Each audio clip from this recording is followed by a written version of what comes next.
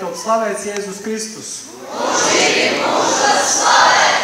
Man prieks redzēt jūsu entuziasmu, un man prieks redzēt, ka jūs tādā, kuplā skaitā esat sapulcējušies, un man ir lepnums par Latgali, kura tik kuplā skaitā ir.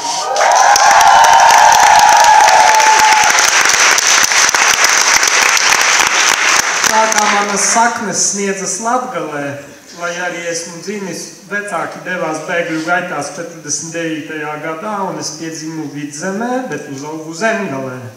Tā kā esmu saistīts ar 3 reģioniem, Kurzeme. Esmu bijis kā inženieris pa darba līniju Kurzemē vairāk. Vismaz vienu reizi to es atceros. Tā kā.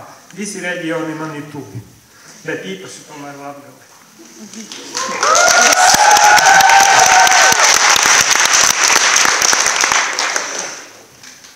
Jā, un attiecībā uz Latgali es sirdī jūtu tādu nostalģiju, kad dabūju kā priesteris mašīnu pēc gada kalpošanas, tad pirmais, ko es izdarīju, aizbraucu pie vecākiem uz Daugavpili, iesēdināju viņus mašīnā un apbraukāju visas tās vietas, ar kurām biju saistīts, respektīvi, kurā biju dzimis, kurā vecāki bija dzimuši un auguši. Un braucot pa tiem Latgales uzkalniem un redzot tos ezerus un to dabu, patiešām man tā sirdī bija pilnīgi tā silti. Un jūsu tajos materiālos, ko atradu internetā, par jauniešu dienām, tur pirmais punkts bija par laimi, par laimes meklējumiem. Un es domāju, ka jūsu sirdī, kā ikviena cilvēka sirdī, bet es domāju īpaši jauna cilvēka sirdī, kuram visa dzīve vēl ir priekšā, ka jūs ilgojaties pēc laimes. Jūs gribat būt laimīgi. Lai man paceļ kāds roku, kurš negrib būt laimīgs. Nav neviena. Visi gribam. Un jautājums ir par to, var teikt, jā, tas ir mūsu savā ziņā mērķis. Kā mēs to mērķi varam sasniegt. Gribu jums nolasīt vienu tekstu no svētajiem rakstiem. Tas, diemžēl, mazā ļoti drukā, tāpēc man jāvelk palīgi ierīce virsū. Es jums nolasīšu. Šis teksts dod atbildi. Tas teksts bija sarakstīts gandrīz 1000 gadus pirms Kristus, respektīvi pirms 3000 gadiem, bet redzēsiet, cik tas ļoti ar vienu ir aktuāls. No Salamana mācītāja grāmatas, no 2. nodaļas. Un es sev sakrāju kaudzēm, sudrabu un zeltu, dārgumus no ķēniņiem un no zemēm, sagādāju sev dziedātājus un dziedātājas. Un kas mēdz būt cilvēku galvenā iekāri, sievas sievu galā. Tā es pieaugu spēkā un kļuvu pārāks par visiem, kas bija pirms manis bijuši Jeruzālēmē. Man palika arī mana gudrība. Un neko no tā, ko manas acis iekāroja, es tām neatrāvu. Es neliedzu savai sirdī arī nekādu vēlēšanos, jo manai sirdī vajadzēja priecāties par visu manu paveikto darbu, un tā bija mana alga par visām manām pūlēm. Un kad es pārbaudīdams uzlūkoju visus savus darbus, ko manas rokas bija veikušas, un pūles, kuras es biju tajos ieguldījis, tad, ak vai, viss bija tukšums, niecība un vēja ķeršana, un nekad nekur nav nekāda ieguvuma zem saules. Jūs varētu teikt, jā, tā gan ir ceļa maize, ko jums arhibīskaps atveda. Jums, kuriem dzīve priekšā un uzstādiet savu mērķus, gribat studēt un precēties un radīt bērnus un visu pārējo, un tagad te pēkšņi saka, jā, viss tas ir tukšums un nekādas jēgas tam nav. Tā gluži nav. Jums paskaidrošu mazliet. Ir vajadzīga viena atslēga tam visam. Jo nav tā, ka tam nav nekādas jēgas. Ir tam jēga un dziļa jēga. Tikai ir viens bet. Ziniet, es tikko atgriezos no Jeruzālemes, no Svētās zemes. Mums bija 6 dienas bīskapu tikšanās, Eiropas valstu bīskapu konferenču gadskārtējā tikšanās, un šoreiz šie 47 Eiropas valstu bīskapi, jo ne tikai Eiropas Savienība, izlēma, ka ārkārtas, teiksim, tādā veidā Svētajā zemē tiksimies. Un es klausījos viņu tādu atreferējumu, katram bija jāstāda priekšā sava valsts, un es gandrīz vai saķēru galvu viņus dzirdējams.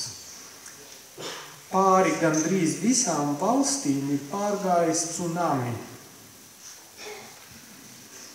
Un viņi, lielākā daļa, var teikt, plātīja rokas un teica, jā, mēs redzam, procesi notiek sabiedrībā.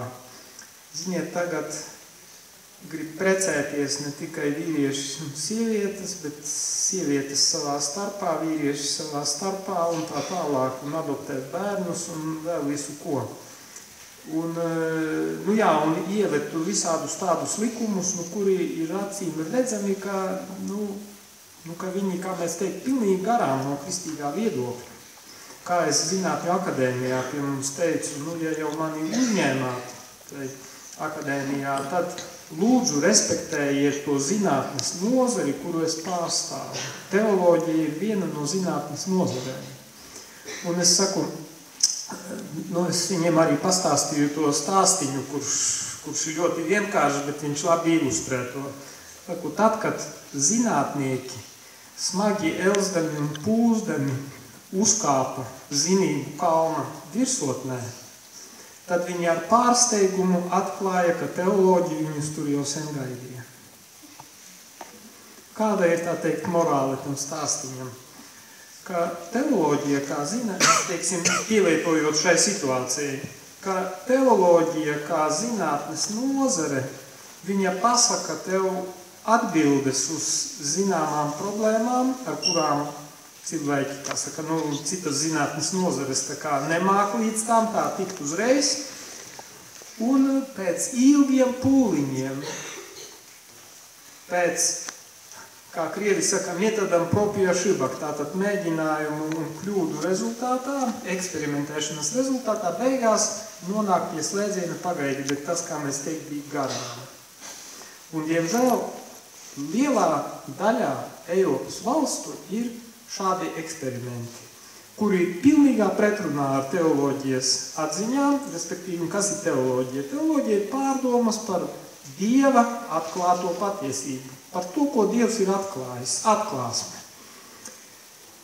Un, respektīvi, tas aiziet šķersām un to pilnīgi ignorē. Un būs vajadzīgi varbūt gadu 10 vēl kādi, kamēr ieraudzīs, ka, pagaidies, galīgi šķersām aizgājuši.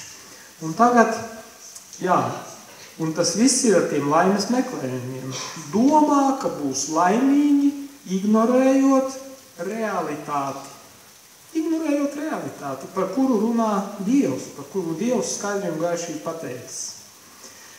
Un tad, kad tādā veidā tas process notiek, būs vajadzīgi patiešām gadi, un vajadzēs iepazīt to visu, tās sekas, tam, kas tiek darīts, lai pēc tam nāktu pie prāta. Bet Latvijā mums ir tā labā situācija, ka tas tsunami mums jau veļās pāri, bet mums konstitūcijā, mūsu satversmē ir ierakstīts, faktiski tas Dieva dotā tā gaisma tur ir iespīdējusi iekšā, ka ģimenē ir vīrieša un sievietes savienība. Mums ierakstīja likumā, tagad arī izglītības likumā par to, ka nedrīkst amorālus materiālus uzspiest bērniem. Un šeit ir milzīga jūsu patiesībā atbildība nākotnē. Es jūs aicinu patiešām visus būt par kompetentākajiem katram savā nozarē, kuru jūs izvēlēsieties. Pirmām kārtām, protams, ir svarīgi atklāt savu aicinājumu. Un šeit attiecībā par to laimi es jums solīju, ka pateikšu tur to atslēgu. Attiecībā par to visu, ko tur ķēniņš Salamans teica. Cilvēks var būt piepildījumu krājot zeltu, respektīvi bankas kontu pavairojot, kāpjot pa karjeras kāpnēm vai patiešām precoties, radot bērnus un veidojot ģimeni un, varbūt sakot, darot visu to ar vienu piebildi. Ka Jēzus ir centrā, ka man ar Jēzu ir personiskas attiecības, ka man viņš ir draugs, nevis kaut kāds svešinieks, kurš dzīvoja pirms 2000 gadiem. Ka viņš man ir dzīva persona, ar kuru man ir attiecības, draudzīgas attiecības, kurš man ir realitāte, vai nē. Viņš, kurš ir miris un augšām cēlies, un ka man no tā kaut kas izriet, ka tas ir par mani, lai izvestu mani ārā no tās pasaules, no tā horizonta, kurā lielākā daļa cilvēku dzīvo, tā kā vērsti uz sevi, sakoncentrējušies uz sevi, uz savām problēmām un neredzot otru cilvēku apkārt. Ne? Dzīvojot tikai sev. Bet ja es atveros uz viņu, tad tas nozīmē, es atveros arī uz citiem. Es atveros uz pavisam citu apvārsni. Vai ne? Un tad tam visam, ko es daru, pavisam cita jēga. Tad patiesībā es varu krāt zeltu, es varu ieņemt augstus amatus vai, es nezinu, būt izcils zinātnieks, izcils mūziķis, nezinu, dejotājs, sportists un tā tālāk. Un tam ir jēga. Tur Dievs ir iekšā, vai ne? Tad es to daru nevis tāpēc, lai sevi tikai apliecinātu un saka, tā kā, priecātos tikai par sevi, bet lai es kļūtu par dāvanu citiem. Lai es to darītu, lai visi celtos, saka, uz augšu, uz priekšu. Lūk, tā ir tā atslēga, ka ja tur nav Jēzus iekšā, ja viņš nav centrā, tad maniem pūliņiem beigās patiesībā mieles paliks tur pāri. Redzēšu, ka tas ir tukšs, vai ne? Ka tas nedod laimi, ka varu sasniegt visu, sasniegt to, ko es esmu iecerējis, bet paliek pāri tukšumu beigās. Bet ja tas ir kopā ar Jēzu, tad tam visam ir, tad tur ir Dieva svētība iekšā, tad tas dod piepildījumu, vai ne? Jo tad es dāvinu sevi, savu spēju, savu stāvokli un izmantoju tos līdzekļus, kuri man ir, lai celtu arī ne tikai sevi, bet arī citus. Lūk, tā ir tā atslēga, un tāpēc tas ķēniņa Salamona teksts, viņš ir jāskatās caur jaunās derības prizmu. Var teikt, tās ir tās brilles, Jēzus persona, tad tā ir tā atslēga, un tās ir tās brilles, caur kuru es varu to tekstu izlasīt, un viņš pavisam, tā teikt, savādāk viņš kļūst kā tas dārgakmenis, kurš jums ir tajā jauniešu dienu emblēmā. Un patiesībā tas dārgakmenis, tā ir mūsu sirds, kurai ir izveidota, kura ir atdota Jēzum un kuru viņš ir slīpējis un veidojis, ka viņa kļūst par dārgakmeni un viņa sāk atspoguļoties. Citi, skatoties uz to, tad redz to krāšņumu, redz tās visas šķautnes, jo katrs no jums ir aicināts kļūt par šo dārgakmeni. Katrā no jums Dievs ir ielicis kaut ko neatkārtojumu, vai ne, kaut ko izcilu, un viņš vēlas, lai jūs viņam atbildat, vai ne, lai jūs sevi viņam atdodat savu sirdi, un tad tā sirds viņš viņu noslīpēs, ka viņa sāks mirdzēt, vai ne, sāks mirdzēt un sagādās prieku pārējiem, vai ne. Lūk, laimes meklējumi. Laime kopā ar Jēzu, vai ne, un tad tam visam tam, ko jūs darīsiet, tam būs pavisam cits, var teikt, seguns, cits atspēriens. Un tas, ko es te sasaistīju ar to Eiropas situāciju, problēma pastāv tādā, ka diemžēl tās Eiropas valstis, kurās tas tsunami ir pārgājis, tas tsunami tiek virzīts, tās ir kaut kādas, struktūras, grupas, kurām nauda ir galvenais, kuriem ir savi mērķi, bet tur Jēzus nav centrā. Jēzus tiek bīdīts laukā. Un, diemžēl, tad iznāk brīvība, tiesības un mana laime, tie laimes meklējumi, tas tiek atrauc no patiesības, tiek atrauc no realitātes patiesībā. Tādas dziļā nozīmē realitātes. Tā morālā likuma, kas ir ierakstīts cilvēka sirdī un kas ir arī tajā Dieva atklāsmē parādīts. Un problēma tais valstīs, kur tas tsunami ir, kā saka, noslaucījis, ir tā, ka, diemžēl, kristieši tur vai nu pat nemēģināja varbūt runāt un skaļi teikt to, kāda ir tā patiesība, kāda ir tā realitāte, ka viņi nebija spējīgi aizstāvēt to.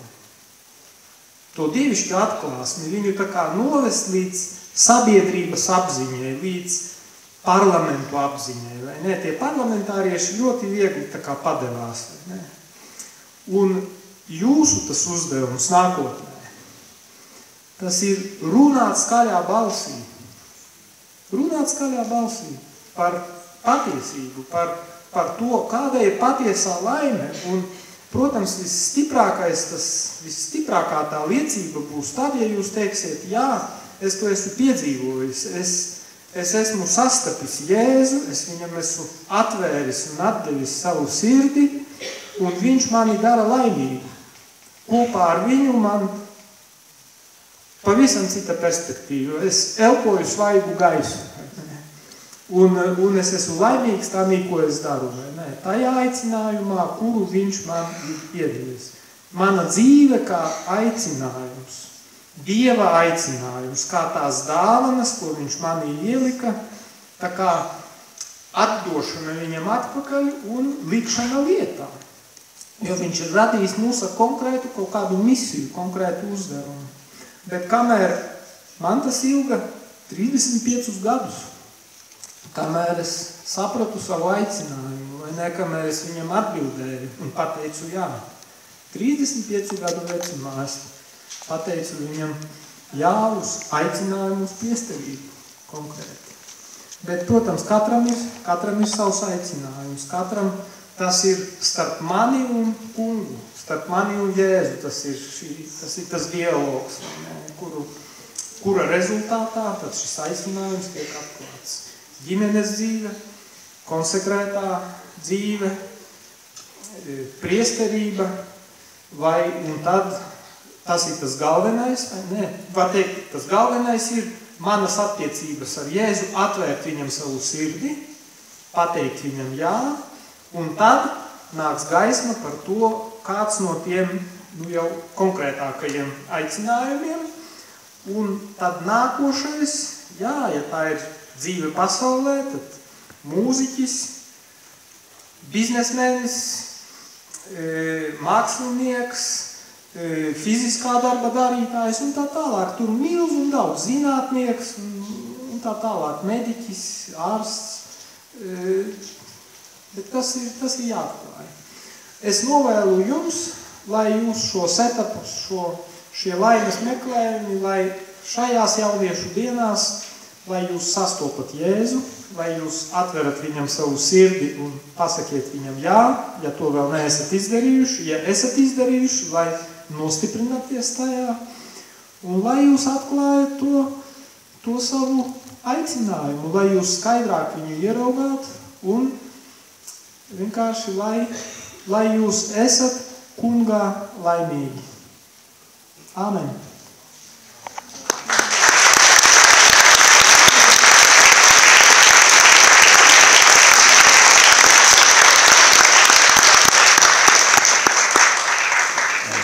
Paldies, liels arhibīskapam.